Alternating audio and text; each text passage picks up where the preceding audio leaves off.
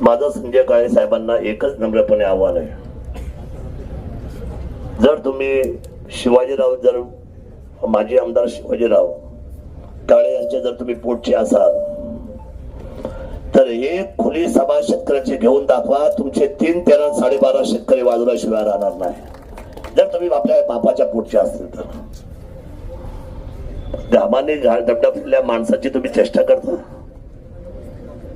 ज्यांच्या बोकंडी खर्च आहे, ज्यांच्या पायाला गट्टे आहेत, ज्यांच्या हाताला गट्टे आहेत,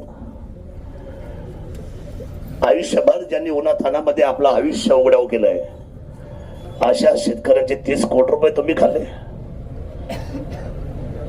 आज का घेतले आम्ही एवढा मोठा मोर्चा का उन्हात घेतला एका दिवसात? तुम्हाला काय वाटतं आम्ही विकाऊ आहेत? काय मेसेज द्यायचंय तुम्हाला?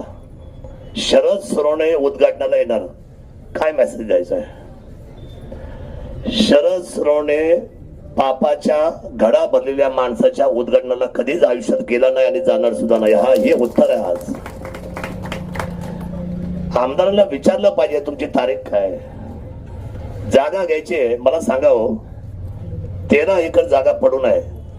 कधीपासून? 2010 पासून. 2010 पासून 13 एकर जागा पडून आहे. मग आज का बरं उद्घाटन घेतलं? आज कशी चालली जागा? आणि तो हरामी एआर आहे, तो हरामी आहे तो. अरे किती तुम्ही शेतकऱ्यांचं, तुम्हाला मी सांगतो, ह्या एआरचं 3 पिढ्यांचं वाटोळं झाल्याशिवाय राहणार नाही. तुम्हाला मी आज सांगतो, 3 पिढ्यांचं वाटोळं.